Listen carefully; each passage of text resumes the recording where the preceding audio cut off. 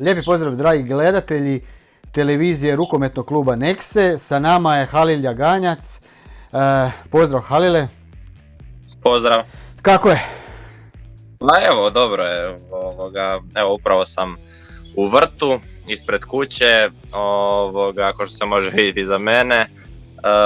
Taman sam nešto kopuckao radio kad si me nazvao i evo, čekam. Sad su već to zadnji dani odmora i čekam da krenu pripreme za novu sezonu. Osim što radiš kod kuće, kako se pripremaš i što mogu očekivati naši gledatelji? Pa klasično kako inače to radim kad nisu rukometni treninzi, kad dobijem ovako slobodno.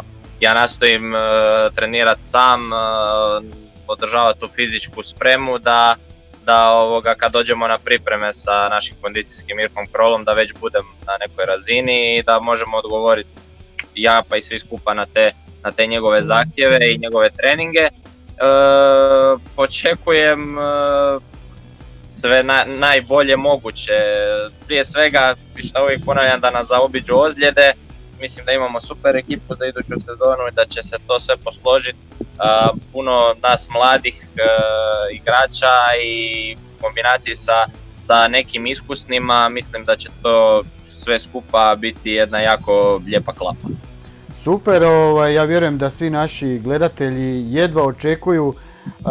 Znamo da će tu biti mali problem oko epidemioloških mjera, ali nadam se da ćemo na neki način ipak pružiti ono što svi od nas očekuju, lijepi rukomet. Ja se isto iskreno nadam i mene isto je iskreno da ti bude malo, mislim ne da me strah za zdravlje, nego kako će te sve stroge mjere utjecati na utakmice same, kako će nas moći gledati ljudi, da li će nas moći gledati samo preko televizije. Nama će svima biti čudno, igračima, ako budemo morali igrati te europske utakmice od velike važnosti, a dvorana nam bude prazna. Evo, toga me stvarno najviše strah i to će mi biti jako žao ako ne budu navijači mogli biti na tribinama. Kako sad stvari stoje, neće moći.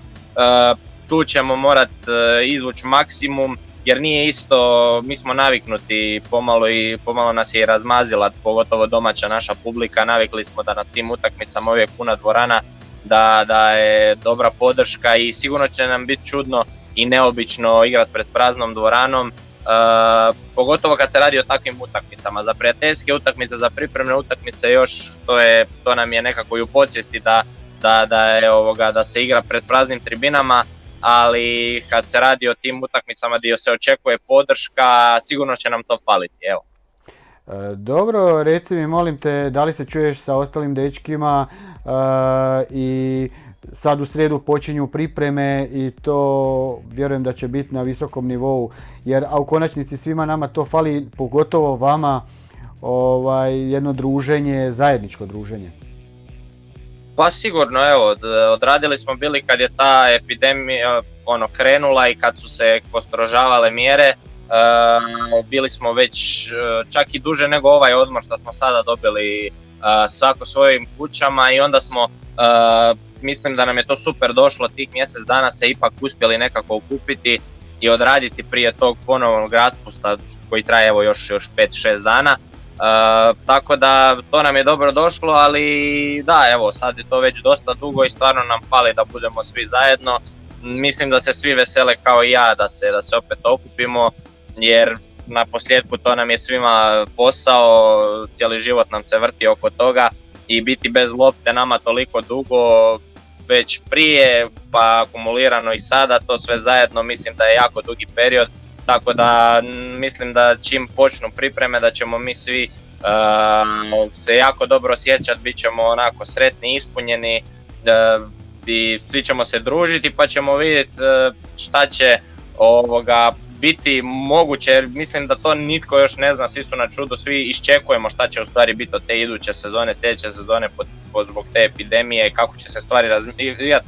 Mislim da smo svi onako nestrpljivi, svi to očekujemo onako baš iz dana u dan da vidimo kako će se situacija odvijati I evo, najbitnije je da se okupimo, da treniramo i da budemo na razini, a onda kako stvari budu dolazile mi ćemo sigurno biti na razini. Dakle, vjerujemo da će biti interesantna ova u svakom slučaju sezona, kakva god da bude. Držat ćemo se svih pravila onih koja budu propisana. A evo, Halile, još jednom pozdrav iz Našica. Vjerujemo da se uskoro vidimo i u konačnici nadamo se da jednog dana će ovo proći i to ćemo, vjerujem, sjećati se ovih dana. Jedno iskustvo više u svakom slučaju. Pa da, evo, mislim da ćemo se morati još kroz neko vrijeme, da će nam to postati neka normala, kako kažu, prije ovoga nego šta se to skroz razbistri riječi, šta će naravno proći kao i sve stvari u životu. Jednostavno ćemo se morati naučiti ne zamarati toliko s time. Naravno trebat ćemo biti i dalje disciplinirani i ostaćemo i tako ćemo puno doprinijeti da se taj virus ne širi. Mi ćemo biti maksimalno, ja mogu obećati da ćemo mi biti maksimalno odgovorni kao sportaši, da ćemo se pridržavati svih uputa i za vrijeme dolaska na treninge je tu obavezno to mjerenje temperature, dezinfekcija ruku i poslije treninga, tako da mi ćemo se maksimalno pridržavati toga.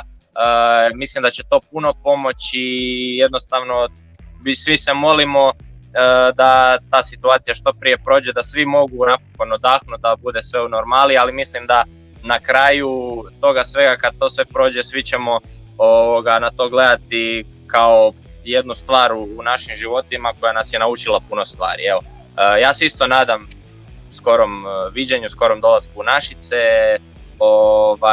Znam da će nam sad biti vruće tamo, probat ću se još koji puta baciti na more tu u Rijeci dok imam priliku, a onda tamo čekaju nas pripreme i borba za najbolji mogući rezultat u idućoj sezoni.